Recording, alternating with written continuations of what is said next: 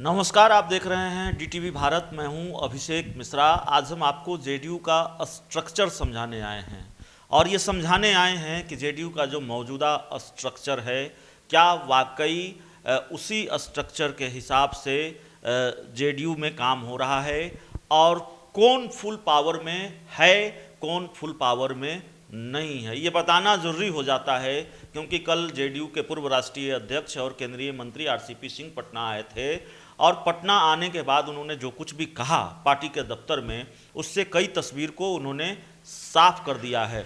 अपनी ही पार्टी के कई बड़े नेताओं को एक तरह से आरसीपी सिंह ने झटका दे दिया है और इस बात के संकेत दे दिए हैं, बड़ा संकेत, कि आने वाले दिनों में पार्टी के बड़े नेताओं से वो आर पार की लड़ाई लड़ सकते हैं। हम नहीं कह रहे हैं, आरसीपी सिंह के बयान से ही ये संकेत मिलता है। तो सबसे पहले आते हैं स्ट्रक्चर पर। जेडीयू का स्ट्रक्चर क्या है? जेडीयू का स्ट्रक्चर मौजूदा वक्त में यह है कि आरसीपी सिंह संगठन में किसी महत्वपूर्ण पद पर नहीं हैं। वो पार्टी के राष्ट्रीय अध्यक्ष थे, पूर्व राष्ट्रीय अध्यक्ष हैं। पार्टी की तरफ से वो केंद्र सरकार में मंत्री हैं, जेडीयू कोटे से केंद्र सरकार में मंत्री हैं। फिर दोहरा देते हैं, संगठन में वो किसी महत्वपूर्ण पद पर नहीं है। आरसीपी सिंह की बात कर रहा हूँ, वो थे। जेडीयू संसदीय बोर्ड के अध्यक्ष हैं उपेंद्र कुशवाहा, पार्टी के राष्ट्रीय अध्यक्ष हैं ललन सिंह और पार्टी के सर्वे सर्वा हैं, जेडीयू का मतलब मुख्यमंत्री नीतीश कुमार। आरसीपी सिंह ने कहा क्या है? एक तो आरसीपी सिंह ने अपने पूरे संबोधन में उपेंद्र कुशवाहा का नाम कहीं लिया नहीं।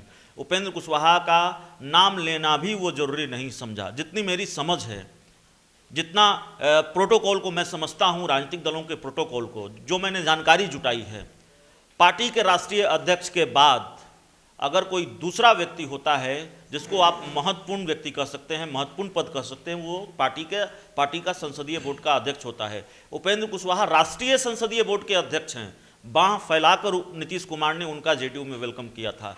उपेंद्र कुशवाहा का नाम लेना भी जरूरी नहीं समझते हैं। तो एक तरह से उपेंद्र कुशवाहा को उनकी हैसियत बताई जा रही है और कल जब आरसीपी सिंह ने एक बार भी उपेंद्र कुशवाहा का नाम नहीं लिया तो ये साफ हो गया कि आखिर अभय कुशवाहा को कहाँ से यह सह मिली थी, कहाँ से ये हिम्मत मिली थी ये कहने की कि उपेंद्र कुशवाहा हमारे नेता नहीं हैं।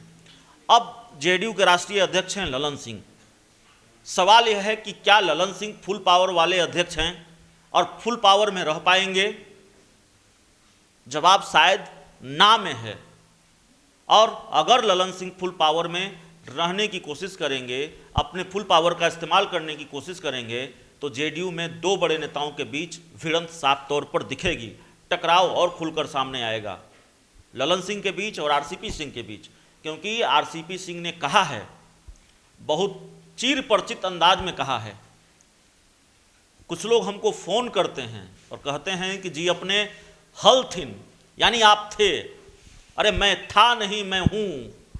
अब आप बताइए कि आरसीपी सिंह पार्टी के राष्ट्रीय अध्यक्ष नहीं हैं, वो केंद्र सरकार में मंत्री हैं और बावजूद इसके वो कह रहे हैं कि मैं था नहीं, मैं हूं।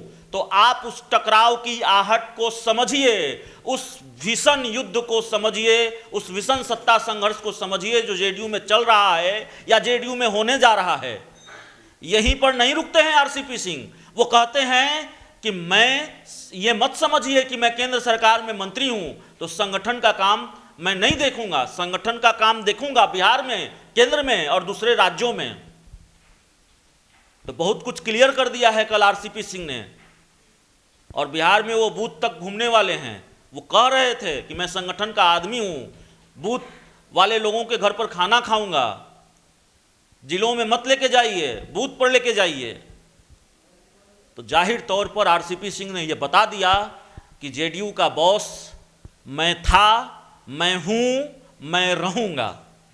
कोई अतिशयोक्ति, कोई हिचक मुझे यह कहने में नहीं है। जो लब्बो-लुआब था आरसीपी सिंह के बयान का, आरसीपी सिंह के बयान का जो मतलब है वो कमोबेश यही है जो मैं आपको कह रहा हूं, बिना किसी हिचकिचाहट के। तो आप इस पूरी रिपोर्ट के जरिए, उनके बयानों के जरिए या फिर हमने जो बताया है उसके जरिए ये समझ लीजिए कि जेडीयू के अंदर कितना बड़ा सत्ता संघर्ष चल रहा है और आने वाले दिनों में जेडीयू में क्या कुछ हो सकता है। इस पूरी खबर में इतना ही, इस पूरी रिपोर्ट में इतना ही। बहुत बहुत धन्यवाद।